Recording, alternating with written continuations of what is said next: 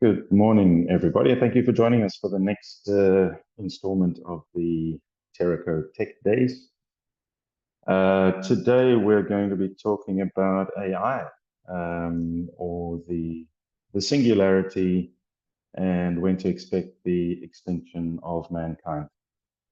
Not really, but let's get into it. I always tell people that it's been a privilege to be part of this industry. I remember when I was a lot younger, listening to the sounds of the modem connecting to the internet.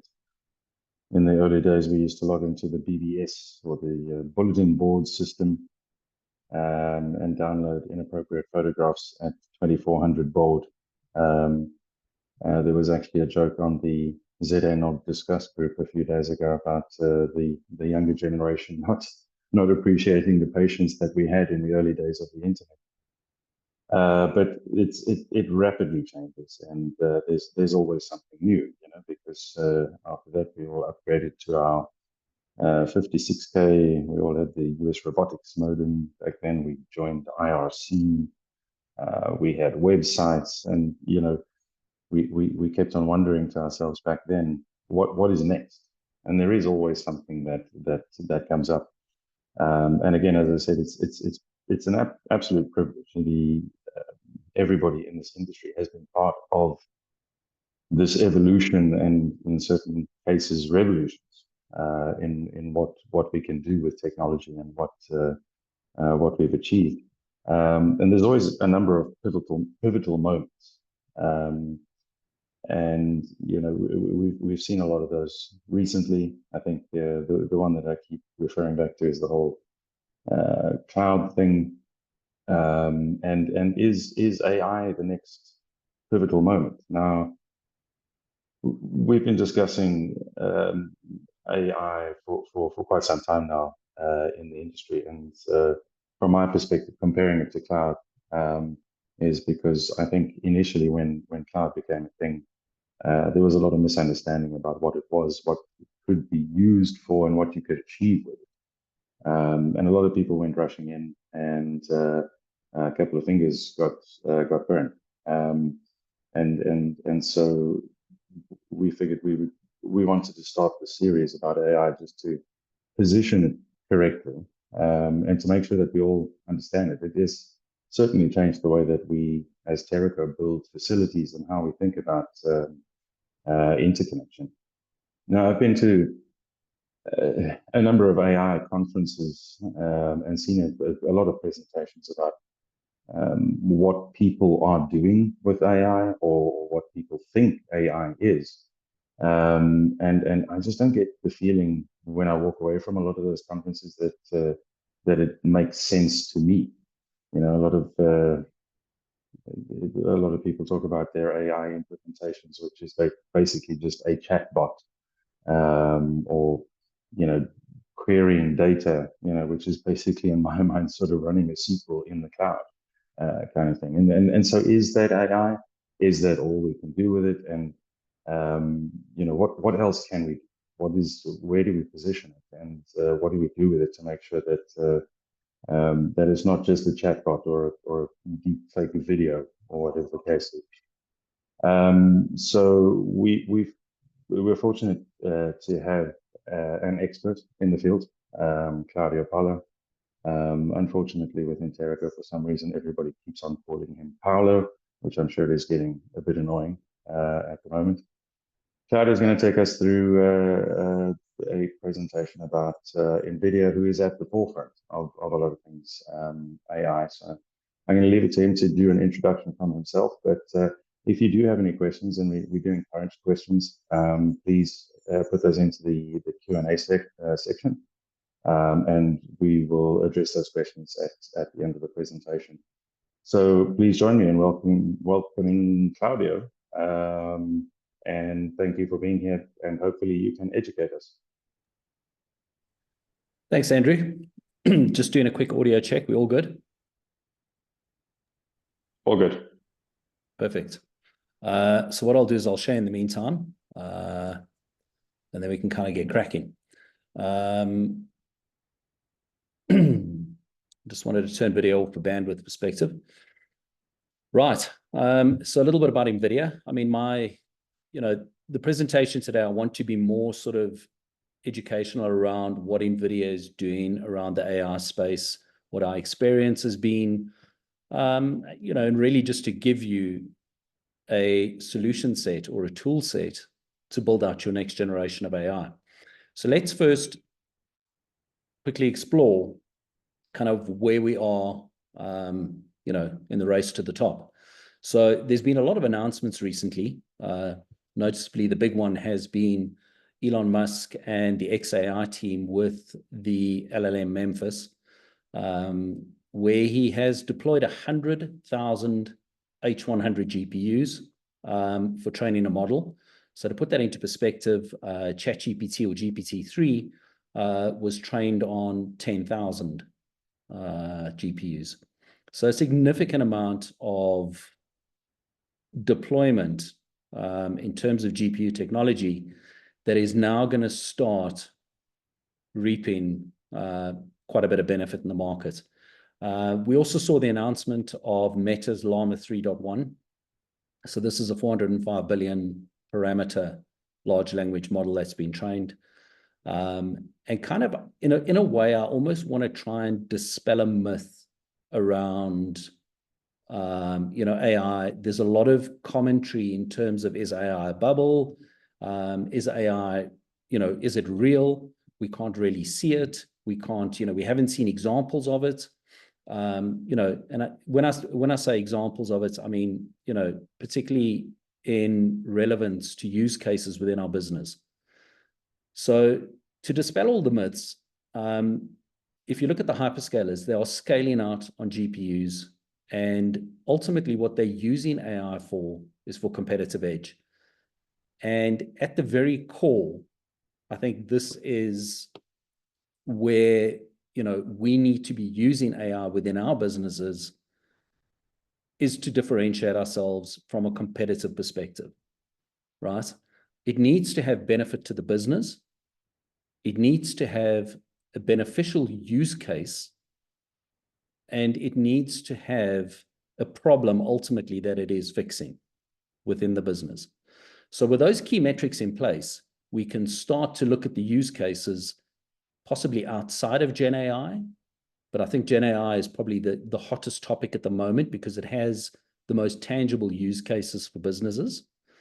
But having said that, we have AI that is outside of the realm of generative AI, which has very significant impact and usefulness to society. So one example of this is, if you take, for instance, I believe it was Samsung has recently just announced a product that they're putting into trucks, where they've got a camera at the front of the truck and they've got a big LED screen on the back of the truck, which allows people coming up behind the truck to actually have full vision of what's in front of the truck without having to veer into oncoming traffic. So does this have, a tangible benefit to society? Absolutely. Is it generative AI? Probably not. But these are the functionalities we're starting to see within AI, and they will continue to grow. So the iPhone moment of AI is upon us. And, as the Model T Ford came out, as the television was invented, I guess as even the telephone was invented, AI is going to be the next technological shift that we're going to see in society. And it's our responsibility to obviously embrace it responsibly. So onto the NVIDIA side. So a quick couple of stats about NVIDIA. We're a $3 trillion company. We are the third largest company in the world by market cap, 30,000 employees, and representation globally. But what does NVIDIA do beyond the GPU? So we are a hardware OEM. We're a manufacturer of the GPU. And this has come from the graphics and gaming space. So there's a long history attached to that. And we developed a product called CUDA 15, 16 years ago. And CUDA is a programming language for GPUs.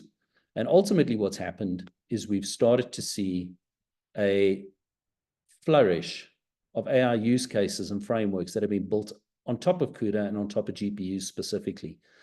And I think, I'll touch on it just now, but ChatGPT really brought that to the forefront. So we'll go through kind of a history of where we've come from, and I guess where we're going to be able to understand, what role we need to play.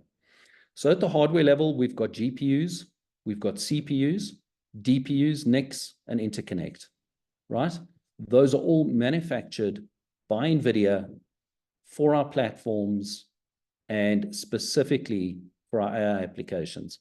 Above that, we've got our acceleration libraries. We've got CUDA, RTX, as well as our system software, which complements the acceleration libraries.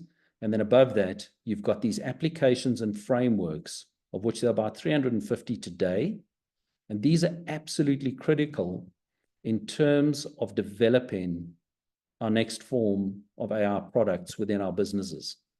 So to give you, a couple of examples, Monai is a framework that we use for image classification and scanning for medical and healthcare. Isaac is for robotics. Metropolis is for smart spaces. And then you've got Nemo, which is our large language model, ChatGPT-like framework, which you can get on ai.nvidia.com. So you can go to ai.nvidia.com today, and you can download Nemo and customize and start building your own LLM like a ChatGPT type model. And we'll touch on some of those use cases in a sec. So simply put, it's hardware, it's a developer platform, and then it's frameworks and workflows, right? So NVIDIA has a full stack accelerated computing platform, which is complemented by this developer platform, of which today we have in excess of 4.5 million developers globally that are contributing to this ecosystem. There's about 40,000 companies and over 3,000 applications. And then above that, you've got the frameworks and workflows, which this developer community ultimately is enhancing and bettering on a daily basis. What I did want to touch on, though, quickly before we get into sort of, where the offering is, the full stack offering of NVIDIA, is to discuss the elephant in the room about GPU power consumption. Ultimately, the sentiment in the marketplace is that GPUs consume huge volumes of power, yet we need to sort of peel the layers of the onion back here and understand exactly what it is that GPUs do. So if we took a single type LLM or a single ChatGPT-like model and ran that on CPUs, the investment would be about $10 million. It would equate to about a 960 CPU servers consuming 11 gigawatt hours of power. So now, if we put that quickly into comparison, and we look at just running that from a budget perspective, right? We could run that same workload with the same budget of 10 million on 48 GPU servers and consuming a fraction of the power. If, however, we just wanted to take that single LLM, so like for like in terms of workload, the investment ultimately would be $400,000 and on 2 GPU servers and consuming a fraction of the power. Okay? So like for like, GPUs, if you take a single GPU versus a single CPU, yes, it consumes more power.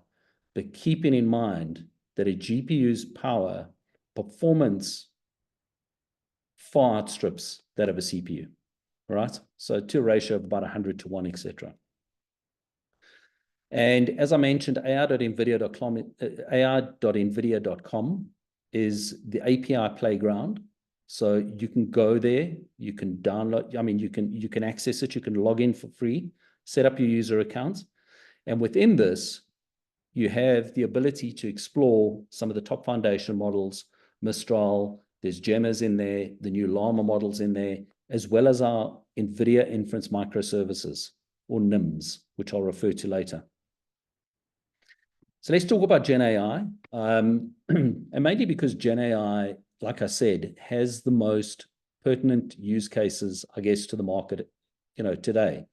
So people have seen virtual assistants, knowledge-based chatbots, document classification. They've seen all of these as the immediate use cases for generative AI in the marketplace. Generative AI has also been around for quite some time. So from ResNet 50, we've kind of been enhancing this at a slow pace until obviously the launch of ChatGPT or GPT-3. And then we started to see the expansion as more and more players started to enter into this generative AI era. So, generative AI today is multimodal. And we've also just started moving on to a mixture of experts where you can take a single framework or model and you can actually leverage multiple open source models to fine tune the accuracy of your data, right? So not just relying on a single model anymore, but I think the big step forward for generative AI has really been from a multimodal perspective, where we can now do text to audio, text to video, video to text, 3D to audio, etc. And this has started opening up a lot more use cases and opportunities within businesses for use cases to add benefit. So in terms of the actual, what do I do? What model is best for me? What is going to be best suited for the business? So ultimately, if you look at the Gen AI models, you've got a couple of options. You can do, if getting time to market is of the essence, then you can take an off-the-shelf type model. It requires less customization. It's a lot cheaper to deploy. It may not be as accurate, but it doesn't need all of that fine tuning and p-tuning associated to it to create very specific answers. You then get customers that start doing moderate customization. So they take the model, they customize a little bit more to their requirements. So, if you ask somebody what the weather is, you ask the model, what is the weather today? Instead of saying it's sunny with a chance of showers in the afternoon, it'll start to give you humidity, real feel, wind direction, wind speed, etc. So it starts to add more relevance to the question that's asked. And then you get customers that opt for extensive customization. Now, this starts to become a lot more difficult. It starts to become a lot more costly. But then, having said that, the answers start to become incredibly accurate. So if you look at an extensive customization model, that would be somebody like Bloomberg GPT, right? So very specific for the financial space.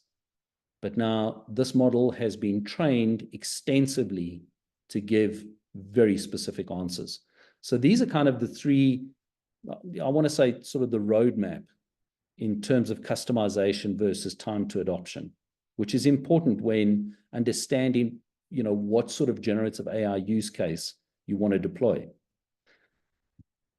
In terms of the journey and the trends that we've seen in the market today, as I mentioned, in 2022, the launch of ChatGPT, I think, bubbled AI to the surface for a lot of organizations and for a lot of the public, because for the first time now, we could actually take a product which had just been launched, and we could start to explore the benefits of what AI is from a generative AI perspective. In 2023, we started to see customers experimenting and creating prototypes of models. So we started to see the emergence of other players in the LLM space like Llama and Mistral. But what we're starting to see in 2024 is these prototypes moving from POC to production. So the subsets of data are now starting to go into inference. And this is where we're starting to see the emergence of cloud service providers and NCPs that are starting to offer extensive GPU as a service and AI as a service offerings for customers looking to deploy these products into production. So what are the three, as an organization, what choices do we have today and what is available? Well, to be fair, you've got the first option, which is I'll build it on my own. I'll use my own infrastructure. Not a lot of it is validated or certified, but the barrier to entry is pretty low in terms of financial cost, financial impact. But it does come with risks. Is it supported? As I said, is it certified? Other key indicators are how long is it going to take to get the product to market? Keeping in mind that I said right at the start that organizations are deploying AI for competitive advantage, right? So this is a seismic shift in the way that we run our businesses today, okay? And we are using AI as an automation process to give us competitive advantage against our competition. This is why the big hyperscalers, as I mentioned right at the start, have this race to the top, because they want to have the best offering to take to market today to beat their competition. And it's not a case of just, trying to keep up with the Joneses or trying to outdo. This is about remaining relevant for the next wave of technology. So the second option you've got, if you don't want to go to the open source, the complete open source route. The other aspect of the open source route is that it requires quite a complement of skill. So there's quite a bit of skill that is required to take these models and to mature them into an offering. The second type of environment you've got is where you can use NVIDIA GPUs, whether that be in the cloud or on-prem. You can use NVIDIA AI Enterprise and our frameworks, and you can then actually build out your offering based on pre-trained frameworks, support from NVIDIA, as well as having a validated and optimized environment for the hardware as well as the software with predictable outcomes. Okay. This will also require a less amount of expertise. It does still require quite an amount of expertise for the customization, but it gives you a predictable end state to your model. And then you've got the third one where, as I mentioned, we've got a huge developer community. And this developer community ultimately is building products based on NVIDIA frameworks for specific vertical use cases for industries. And you could take one of their products with the least amount of customization and actually deploy it.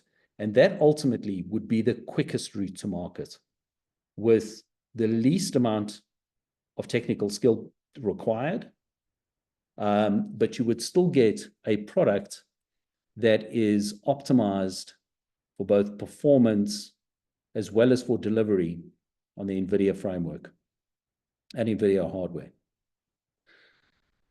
So let's talk about the AI Enterprise framework as well as NeMo and the NVIDIA Inference Microservices. So what are the requirements? So a customer says, I'm looking to build out an LLM. What is the actual physical requirements for building out this LLM? What do I need to get started? So the first thing you need is training data, right? So we need to classify the data that we're actually going to use to train our model with. So any customer, and this is a big point I want to say for generative AI in particular and for LLMs, is that customers with large amounts of data can benefit immensely and use this data to create value to the business. So we need the training data. We need an accelerated computing platform, right? So we need GPUs to be able to accelerate these outcomes as quickly as possible so I can get my product to market. And these are available through, a wide range. You can either do on-prem, like I said, through one of the through all of our most of the certified server providers, You can do it in a cloud-based environment, or you can do it in CSP type environments that are using GPU as a service. You then need training and inference tools, okay, which NVIDIA has in the form of NVIDIA AI Enterprise. So we've taken all of the data curation, foundation, training and customization, as well as accelerated inference, and we've bundled this into a single software offering that has all the tools that can support the entire workflow of that LLM. And then the last thing you need is AI expertise. So in the form of solution delivery partners, as well as data scientists, to be able to accelerate your journey on this model. So getting started, so I mentioned NeMo earlier as being the large language model that NVIDIA has. So it is our large language model, or ChatGPT model.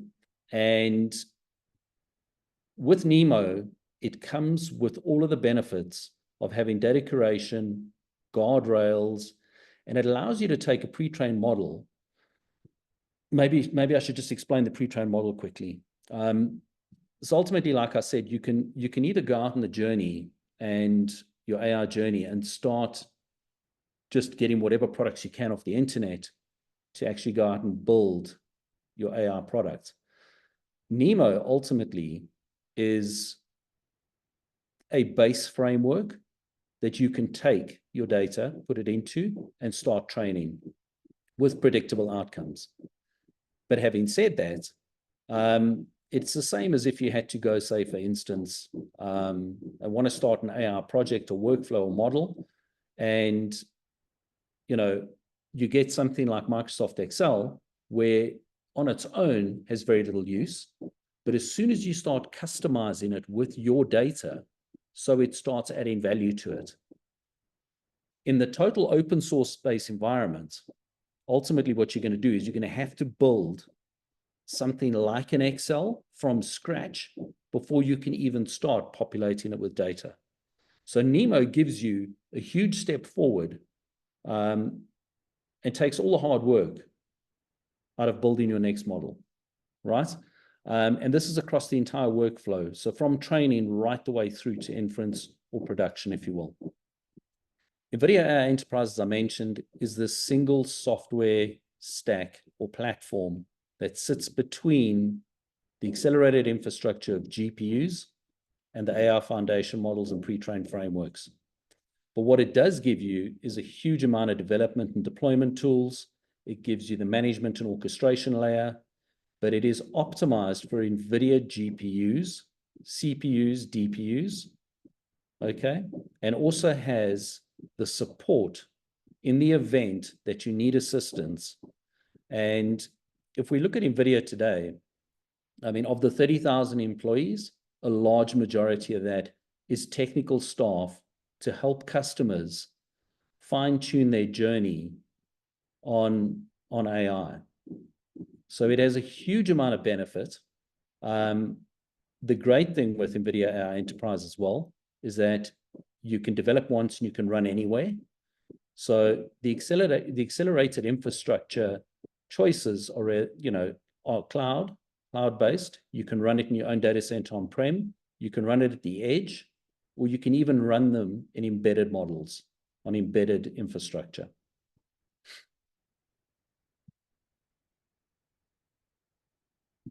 This gives you a bit of an insight into ultimately what NVIDIA AI Enterprise takes the complexity out of. So this is a typical workflow, if you will, for an AI model, where you've got the data processing, you have training, you then do optimization, and then finally inference or production. And if you're running with third-party unknown products, as you move in from data processing to training, the questions are really around the compatibilities and dependencies of those products. With AI Enterprise, you've got the comfort of knowing that these dependencies have been tested and proven from data processing right the way through to inference. So with Rapids, PyTorch, as well as TensorRT for optimization, right the way through into inference, right? So the stats that were recently, well, not recently, I mean, they were probably about a year ago, were launched by Gartner, said that 53% of projects ever made it from prototype to production. And the reason being is cost and complexity.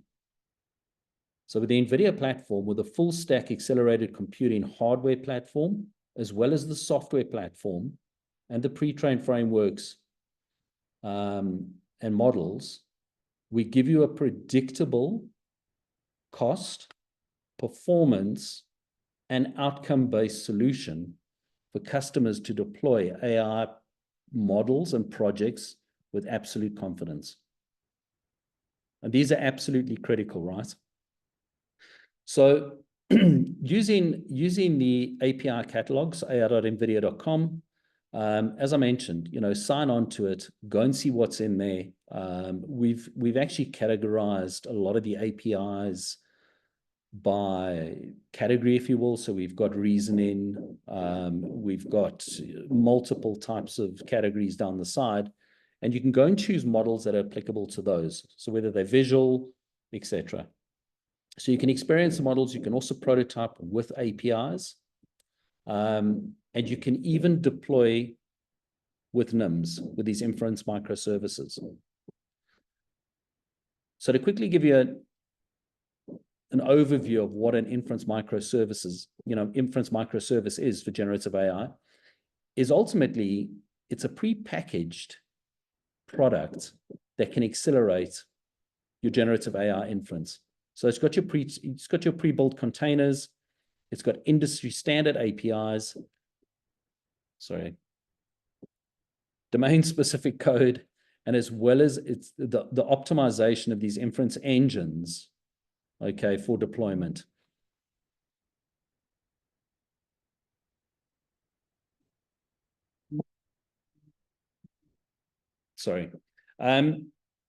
But most importantly, it's available, as I said, on ai.nvidia.com. So you can actually go and get, you can go and test these NVIDIA NIMs.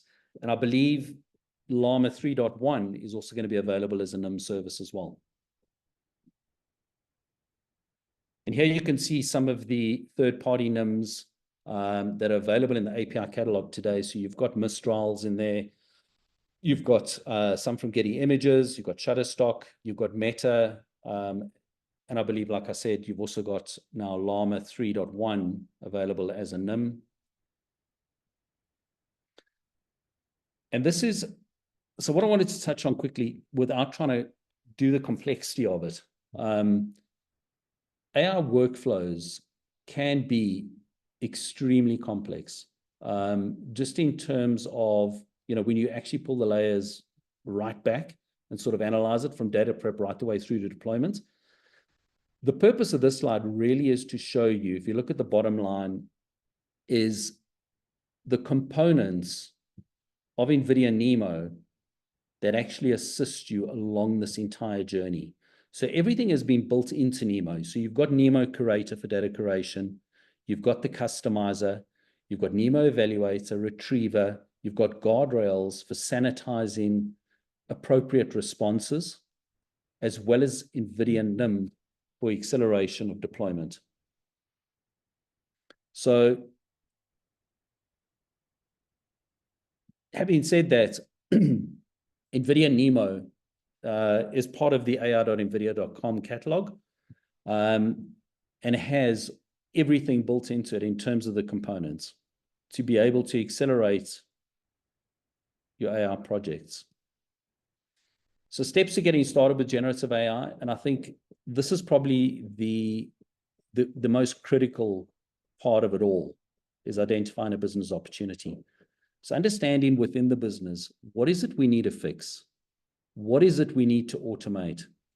What is the process that we need to change in order to give us competitive advantage? Then more importantly, you build out the domains and the IT and the AI teams that are going to be able to develop this product. You then analyze and classify the data for this training and customization. You invest in the accelerated infrastructure, whether that, as I said, is on cloud or on-prem, in the cloud or on-prem.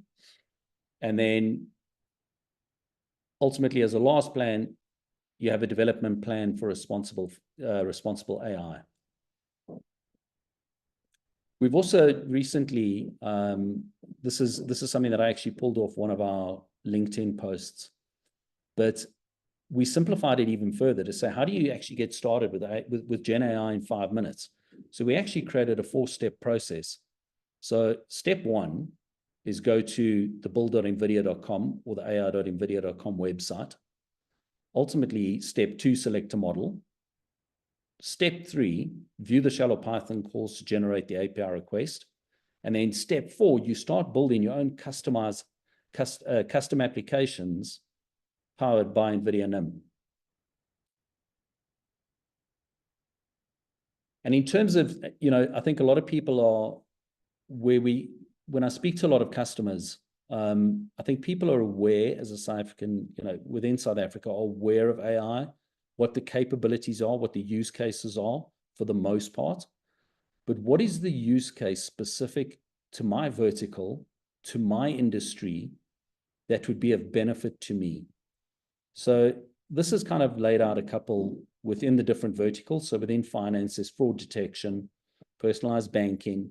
A lot of the generative AI use cases we see today are customer service centric, and it's all about elevating the customer experience to a whole new level where we already, for most parts, have all of that customer information. We just need to turn that customer information into valuable golden nuggets to accelerate our business.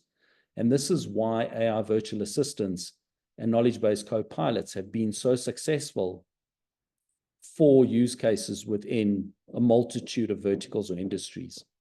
But we even seen quite a few generative AI use cases within healthcare. Retail is a very, very big sector where we can do a lot of personalized shopping, omni-channel management. Telecommunications is also starting to emerge as a very, very strong use case for AI virtual assistants for customer satisfaction, as well as insights into network performance of the environments, as a lot of this edge data starts to traverse the network now. And as well, manufacturing, as well as in government, and even right into energy. So a multitude of use cases. The advantage we have is that with this huge developer community, more and more use cases are coming to the front as customers start to develop new products, find new use cases. And this is the advantage, from an NVIDIA perspective, like I said right at the start, we're giving you a proven hardware base of technology. We're giving you the software that ultimately is optimized and glues the pre-trained models and frameworks to the hardware to give you a predictable outcome. So to basically give you a predictable journey and end state to what you embark on as an AI project. Here's some of the web pages, blogs, etc., where you can learn more about large language models, more about the Nemo products, as well as all of the other NVIDIA AI products as well. And that is it.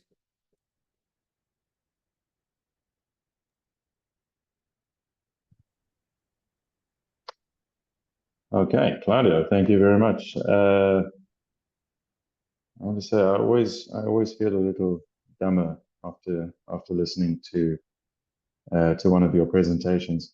I also just want to point out, I think the last time that we did this, that 3 trillion market cap put you as the most valuable company. I see you've now changed that down to the third most valuable. So a bit of work happening up there at the top.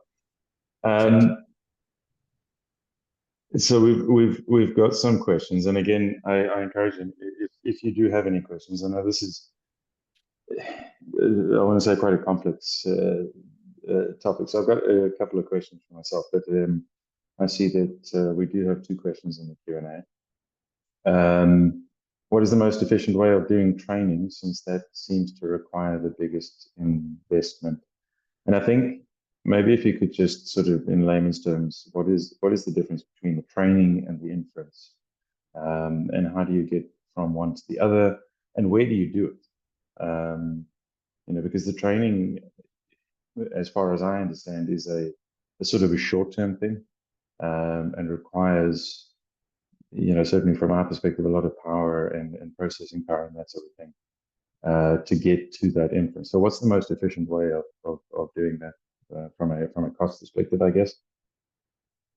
So, training there again, it depends on the size of the model, the amount of data that is required to train this model.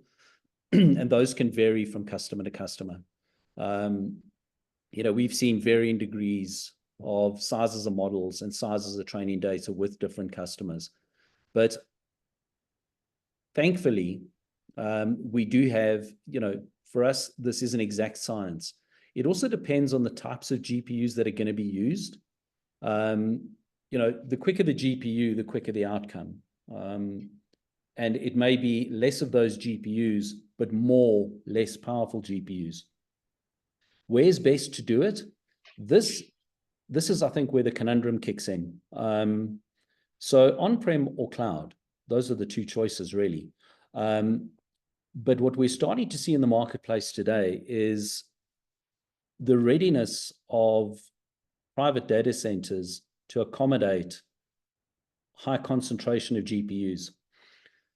So traditionally, where we saw a normal compute rack at around about 6 kilowatts was the power consumption, we're starting to see high concentration GPU racks consuming between 40 to 100 kilowatts.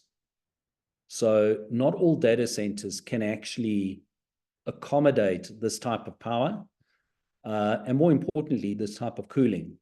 So those are considerations to take into account as well. So we see a lot of customers looking at deploying private cloud type solutions in environments like Teraco, where they have the capability for both power and cooling to accommodate these high concentration racks.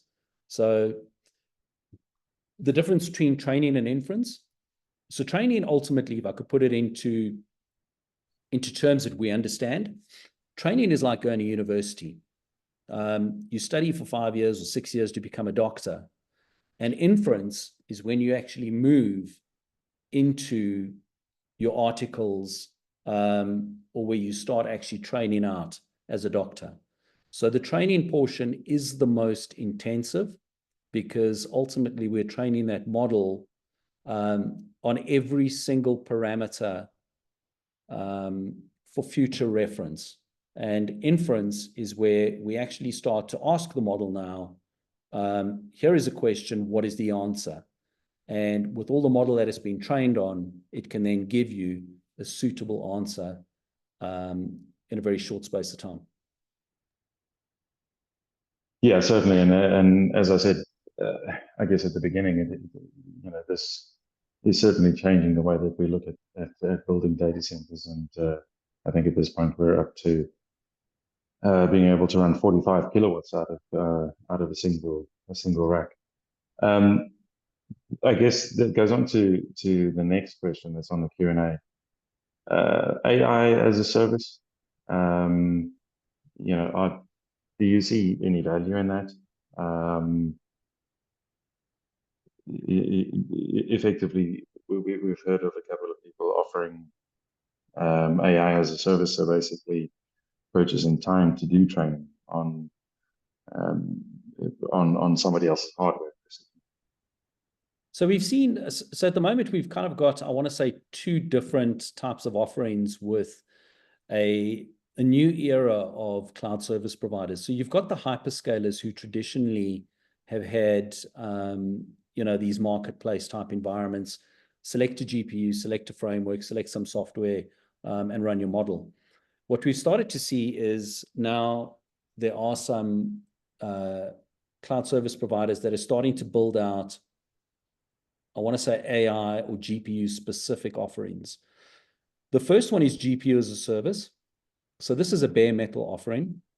We've invested in the infrastructure, which is optimized to be able to offer you a platform where you can bring your models and train them. You kind of bring your expertise, you bring everything, you build your model, you do everything. We just provide the infrastructure. We've got the second offerings now, where customers are branching into AI as a service, and they're targeting different segments of the market. So this is now taking pre-trained NVIDIA models.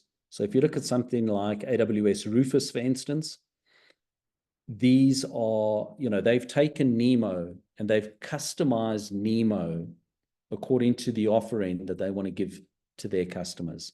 So we're starting to see customers dabble, well, CSPs dabble more in this now to be able to offer more than just an infrastructure play.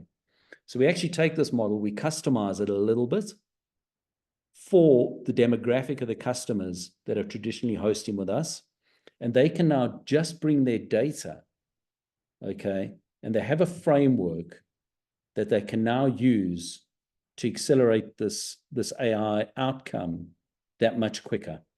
Because remember, keeping in mind, this is all about time to market. So if I want to launch a new product as a business, to give me competitive advantage within the markets that I deal in, and the investment is going to be X, but the time to market is going to be 5 years, versus my competition, who's going to have an investment of X times 2, but time to market is going to be 1 year. It's there again, like I said, it's about this competitive advantage. If it takes you that much longer to get it to market, you've missed the boat. So we need to understand what we're doing and why we're doing it. But definitely, I mean, it's GPU as a service and AI as a service are two segments of the market that we see a lot of people getting involved with right now. Because there's just, from an availability of GPUs, being able to get your hands on them, these people give it to you in a sanitized, controlled environment. Yeah. And I think there's an important point that you mentioned there as well, is understanding what you're trying to do. Have you seen, and specifically in the South African market, anything that you can talk about where you've seen good implementations of AI as a general concept? Something outside of what we're all traditionally accustomed to. Absolutely. I mean, we've seen, we've also got an Inception program as part of the NVIDIA, as part of the offerings that we have to customers. And the Inception program is really to allow startups to bring their ideas to market, right? So these are guys that have got an idea for a specific vertical or industry, and they want to use AI to modernize that process. And we've got one or two in South Africa that have done some really incredible stuff. One in particular does a lot of stuff in the mining sector, where they've used our edge GPUs for safety and security using intelligent video analytics within the large machinery and the big trucks and diggers, etc. That's the one use case we've got. Another use case we've got is in the agricultural space. We've got another Inception partner, ultimately, who is using drone technology with GPUs at the edge within the drones to take aerial photography of crops and aerial footage of crops, and then taking that data and pushing it into his models, which he's created. And the output ultimately to the farmer is to create the conditions for a super crop. The one reality is that the population is growing exponentially every year. And, food supply and food creation needs to keep up with the demand. So using AI to basically create an environment where a farmer could render 100% of his crop makes sense to the farmer, but it also makes sense to society, if you will. Yeah, and again, that's the kind of thing that is interesting, because that's way beyond just having a chat GPT kind of thing. I see another. I don't know if this is a question or a comment. Absolutely, due to the demand for accurate and predictive information that required to be mined many data sources. I don't know that is a question, so we will, if that person could re-ask that question. Here's another one. I think this is probably more towards Teraco. With AI taking over, what kind of rack density can we expect for a single rack going forward? As you mentioned, it is about 6 kilowatts now. Now you must remember with rack density, the issue is not supplying power to a rack. That effectively is as much power as what you can or what you have. The difficulty with density in a rack is cooling. And so, as you know, anything that uses power generates heat. And so the cooling has always been the limiting factor. And as I mentioned earlier, we are currently, we're doing a number of things within Teraco. If you are in Johannesburg, I'd advise trying to get a tour into JB5 to see the kind of stuff that's happening over there in terms of the different type of design that we're doing for data centers. We're looking at things like direct chip cooling, rear door heat exchangers. We've even had a look at immersion cooling, which is a bit sci-fi and probably not a thing that will be happening anytime soon. But at the moment, we have clients in the DC, as I said, that are in specific scenarios running up to 45 kilowatts per rack. And so that is certainly going to change over time. The densification of power usage is definitely increasing, and certainly on the back of AI. Claudio, another question from my side is there anything that you can talk about from a security perspective? I know with a lot of all of these, as I said, pivotal moments or new technologies, a lot of people rush in and forget about the security aspect. Is there anything from a security and also from a networking perspective? Keeping in mind that NVIDIA also does a lot of network equipment. Do you see any issues on that side? So on the security side, we've actually got a framework called Morpheus. And this is, Morpheus is a framework that a lot of third-party security companies, cybersecurity companies, have actually used to develop offerings based, on top of their offerings. And this is used for predictive intrusion. So, it's a case of whether it's proactive or reactive. This is proactive. And it actually warns you that based on the behavior of the network, we're expecting an intrusion to occur. So this is there again, taking this advanced technology and using it to our benefit to predict outcomes. That's the one side of it, the one side of it from a framework perspective. From a hardware perspective, we've got our DPU. So our data processing unit, which is basically it's a NIC with ARM cores on it. So a DPU really serves two purposes. The first one being it does a lot of offloading of instructions which are non-critical or non-relevant to GPU traffic.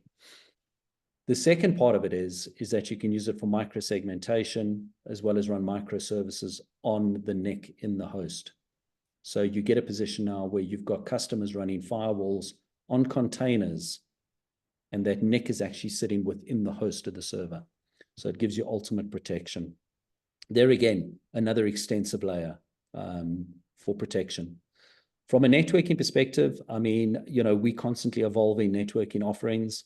I think the biggest challenge has been, well, the biggest focus for us has been the end-to-end. So having really fast GPUs is one thing, but being able to create the full length of that data processing lifecycle. So we've got, I mean, our CEO announced, I can't remember which keynote it was, but he started speaking about the generation of GPUs coming in 2026.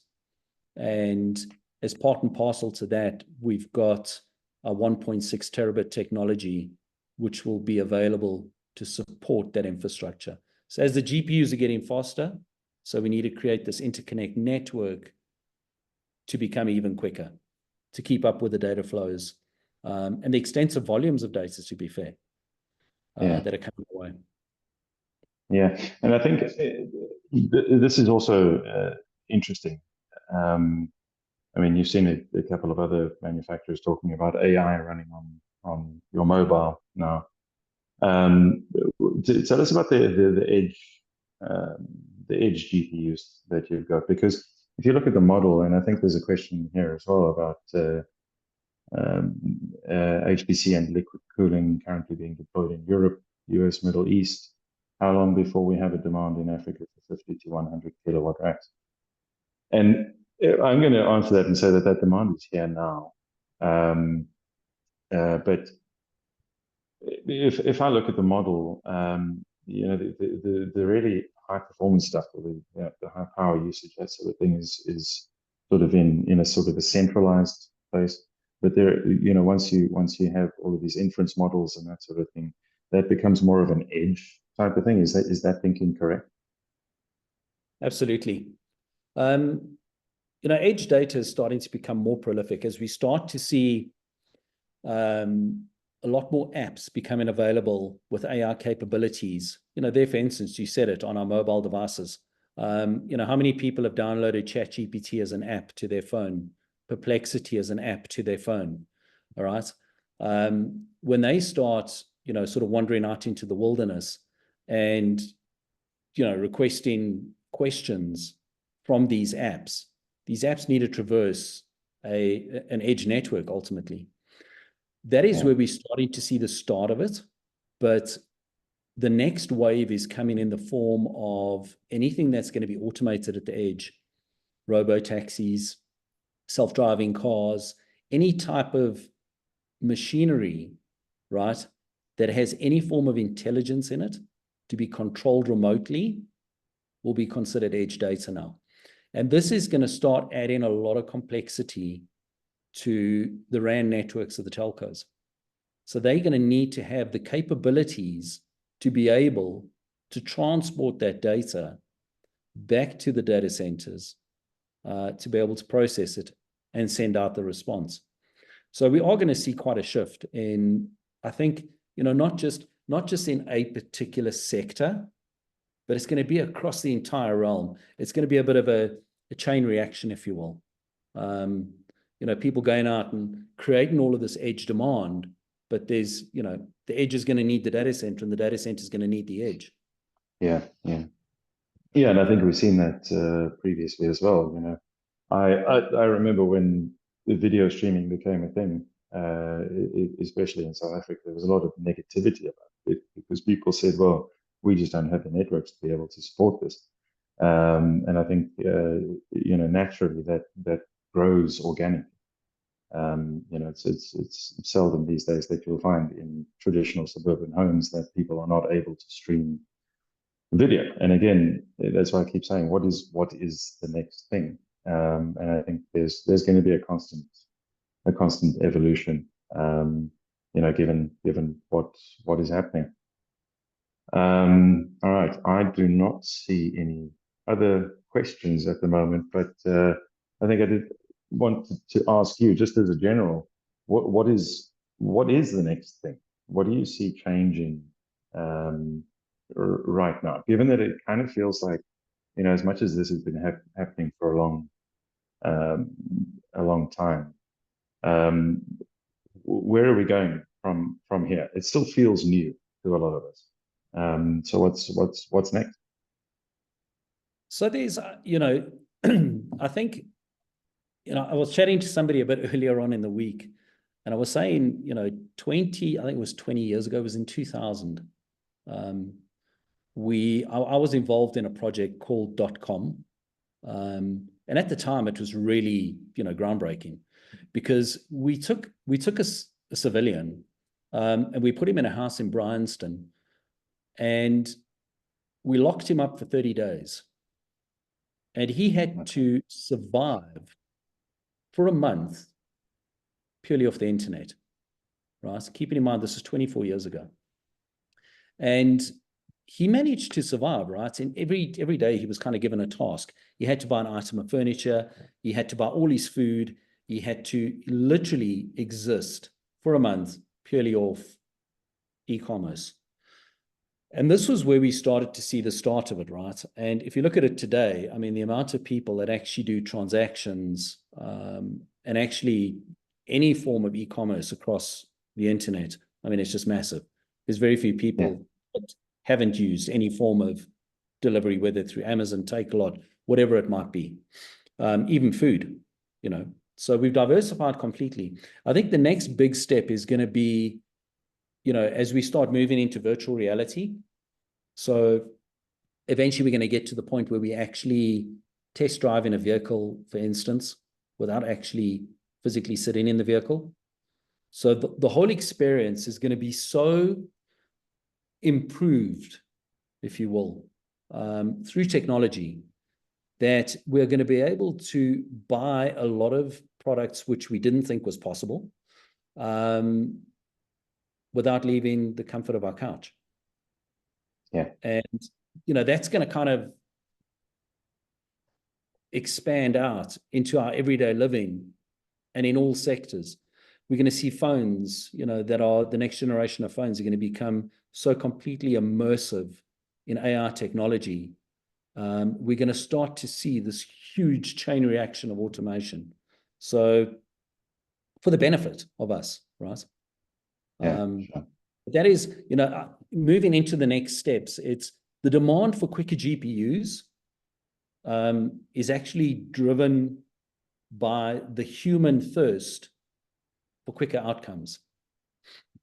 And the quicker our GPUs are, the more advancement we see in technology. Okay.